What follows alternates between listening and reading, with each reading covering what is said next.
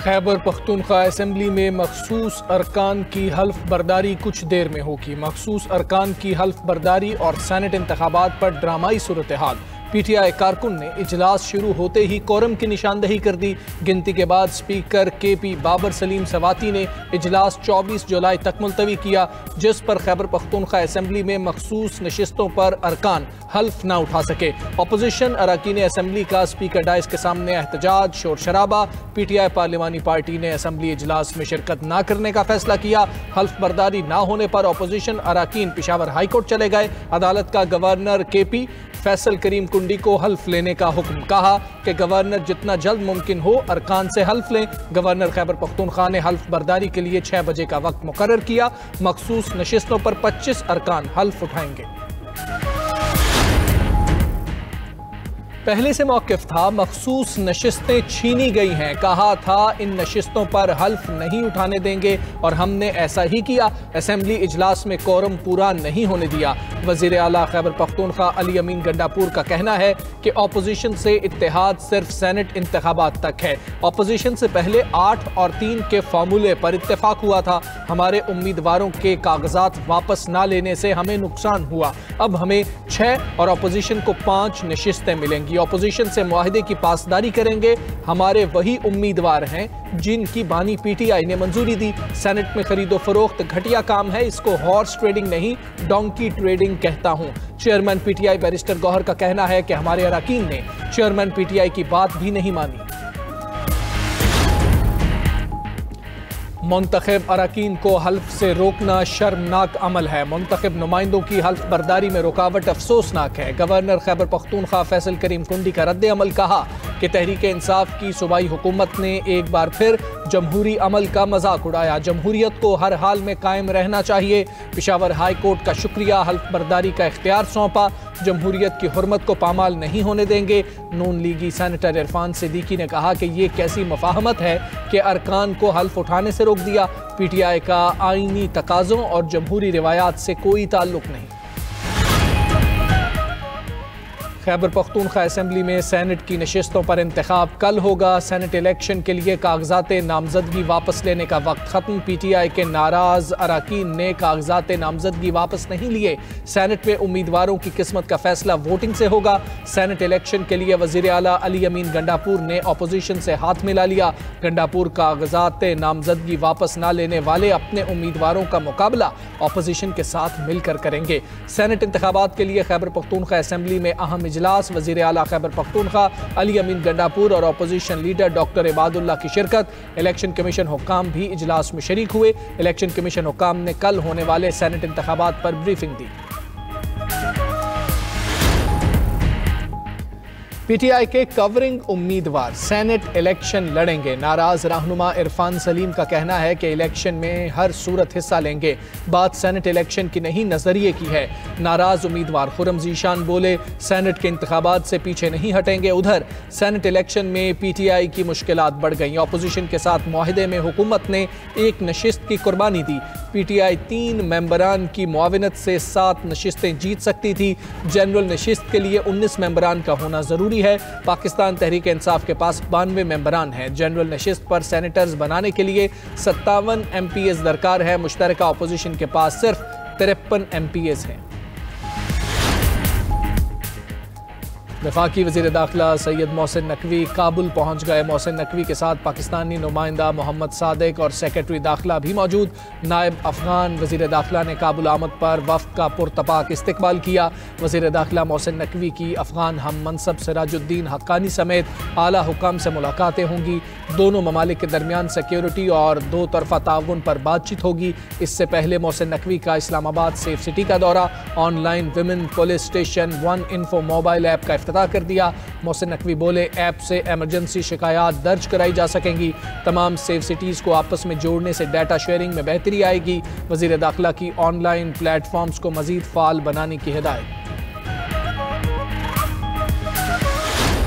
पाकिस्तान की बांग्लादेश के खिलाफ पहले T20 मैच में बैटिंग जारी। बांग्लादेशी बॉलर्स ने पाकिस्तानी टॉप ऑर्डर को 41 रन पर ही वापस भेज दिया। साइम अयूब 6, मोहम्मद हारिस 4 और कप्तान सलमान अली आगा 3 रन बनाकर आउट। मोहम्मद नवाज 3 रन बना सके, हसन नवाज खाता ही ना खोल सके। ओपनर फखर जमान की बांग्लादेशी बॉलर्स के सामने मुजाहमत। पाकिस्तान ने 8 ओवर्स में 5 विकेटों के नुकसान पर 47 रन बना लिए। बांग्लादेश ने टॉस जीतकर पाकिस्तान को पहले बैटिंग की दावत दी। मॉनसून बारिशों ने सिंध का रुख कर लिया। कराची, लाड़काना, हैदराबाद, सक्खर समेत दीगर शहरों में बारिश। नशेबी इलाके ज़ेर-ए-आब आ गए। कई इलाकों में पानी जमा। हैदराबाद में हर तरफ पानी ही पानी। ठंडी सड़क, काजी कुयूम रोड, नया पुल, रेलवे स्टेशन के अतराफ की सड़कों पर पानी खड़ा है। लाड़काना में मुसलसल बारिश से गलियों और मोहल्लों में पानी जमा, सड़कें डूब गई। सक्खर और गिरदोनवाह में बारिश से बिजली का निज़ाम दरहम बरहम।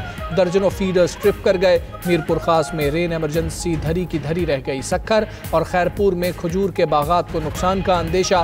खैरपुर, जैकबाबाद, मीरपुर खास, टंडवालायार और बदीन में भी कहीं हल्की कहीं तेज़ बारिश। तेज़ बारिश से काजी वाह नहर के पुश्ते गिर गए।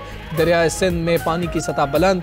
जामशोरों की 2 तहसीलें शदीद मुतासिर। 50 देहात ज़ेर-ए-आब आ गए। मुतासिरीन की नकल मकानी।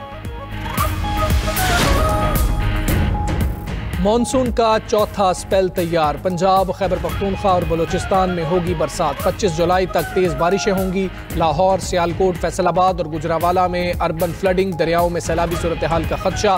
रावल डैम में पानी का लेवल बुलंद तरीन होने के बाद स्पिलवेज खोल दिए गए। दरिया सतलुज में हेड गंडा सिंह के मकाम पर पानी की सतह 13 फीट हो चुकी। पंजाब में हालिया तूफानी बारिशों और सैलाब से तबाही। हाफिजाबाद और सुखेकी में दर्जनों देहात ज़ेर-ए-आब। पिंडी भटिया में भी सूरत हाल खराब। सैकड़ों मकानात और हज़ारों एकड़ पर खड़ी फसलें तबाह हो गईं। गिलगित बल्तिस्तान और कश्मीर में भी बादल जमकर बरसेंगे।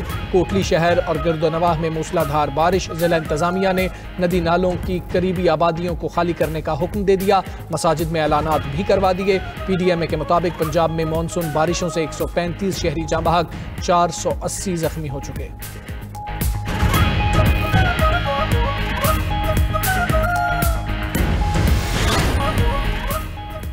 ISPR समर इंटर्नशिप 2025 के तलबा का यादगार शहदा का दौरा। तलबा ने यादगार शहदा पर फूल चढ़ाए और दुआ की। वतन के जानिसारों को इंटर्नशिप के तलबा ने शानदार खिराज अकीदत पेश किया। कहा, हमारे शहदा हमारा फ़ख्र, हम अपने शहदा को कभी नहीं भूल सकते।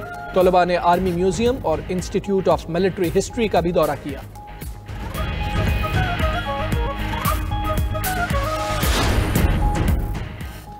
बांग्लादेश में आम इंतखाबात फरवरी 2026 के वस्त तक मुतवक्के हैं। बांग्लादेश नेशनल पार्टी के रहनुमा फ़खरुल इस्लाम आलमगीर का शेर बंगला नगर में तकरीब से खिताब। कहा कि उम्मीद है अबूरी हुकूमत फरवरी के वस्त में इंतखाबात करा देगी। अगर इंतखाबात जीते तो साबिक वज़ीर आज़म शेख हसीना और उनके साथियों का एहतसाब पार्टी की पहली तरजीह होगी। BNP बदउनवानी से पाक नया बांग्लादेश बनाना चाहती है।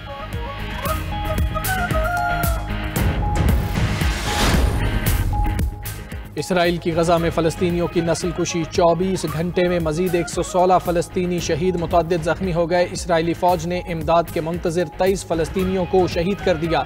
गजा में इसराइली मुहासरे से संगीन तरीन ग़िज़ाई बहरान। खुराक न मिलने से मजीद 2 बच्चे दम तोड़ गए। ग़िज़ाई किल्लत से दम तोड़ने वाले एक बच्चे की उम्र सिर्फ 35 दिन थी। उधर नेतन्याहू के खिलाफ सैकड़ों इसराइली सड़कों पर आ गए। जंग बंदी का मुतालबा। अमरीकी सदर से मुदाखलत की अपील। ईसाइयों के रूहानी पेशवा पॉप लेव का गजा में जंगबंदी का मुतालबा। इंसानी कवानीन की पासदारी और शहरियों के तहफ़्फ़ुज़ पर जोर दिया। गजा में ताकत के अंधाधुंध इस्तेमाल और आबादी की ज़बरदस्त नकल मकानी की मजम्मत की। यूक्रेनी सदर ने रूस को अगले हफ्ते अमन मुज़ाकरात की पेशकश कर दी। कहा, अमन के लिए क़यादत की मुलाकात ज़रूरी है। तर्जुमान क्रेमलिन ने कहा, रूसी सदर यूक्रेन जंगबंदी के लिए तैयार है। मॉस्को का बुनियादी मकसद अहदाफ को हासिल करना है। पुतिन कई बार यूक्रेनी जंग के पुरअमन नतीजे की ख्वाहिश का इजहार कर चुके हैं। दुनिया अमरीकी सदर के सख्त गिर बयानात की आदी हो चुकी है।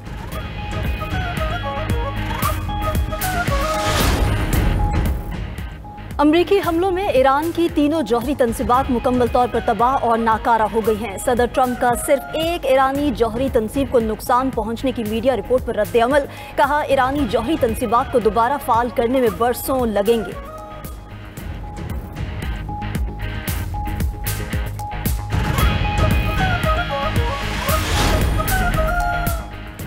शाम के शहर सुवैदा से कबाइली जंगजुओं को निकाल दिया गया। पुरतशद्दुद झड़पें खत्म हो गईं। शामी वजारत दाखिला का ऐलान। अमरीकी वज़ीर ख़ारजा मार्को रूबियो ने शामी हुकूमत से मुतालबा किया कि वो जुनूबी इलाकों में दाइश को दाखिले और कत्लेआम से रोके। 13 जुलाई से शुरू झड़पों में 940 अमवात हुए।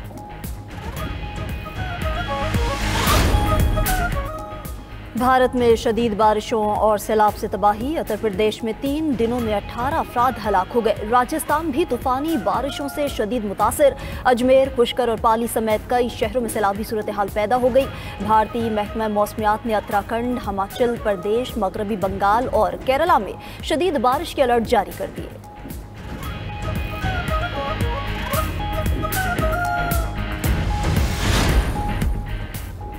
जनूबी कोरिया में शदीद बारिशों की तबाही जारी। हादसात में अमवात 14 हो गई। लैंडस्लाइडिंग के बायस कई घर तबाह, हज़ारों अफराद बेघर हो गए। हुकाम के मुताबिक 4 रोज़ में 800 मिलीमीटर बारिश रिकॉर्ड हो चुकी। हांगकांग में समुद्री तूफान बेफा से शदीद बारिश और तूफान का खदशा। हाई लेवल T10 अलर्ट जारी। स्कूल बंद, परवाज़ें मनसूख। उधर वियतनाम में कश्ती उलटने से हलाकतें 37 हो गई। मुतअद्दिद अफराद ताहाल लापता हैं। हादसा सयाहती मकाम हालूंग बे के साहिल के करीब पेश आया। कश्ती में 58 मुसाफिर सवार थे।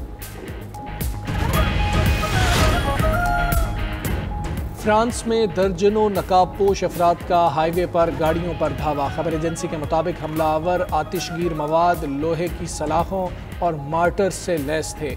तसादुम में 9 पुलिस एहलकार भी जख्मी हो गए। वाकया लेमोज शहर में पेश आया। हुकाम ने तहकीकात शुरू कर दी।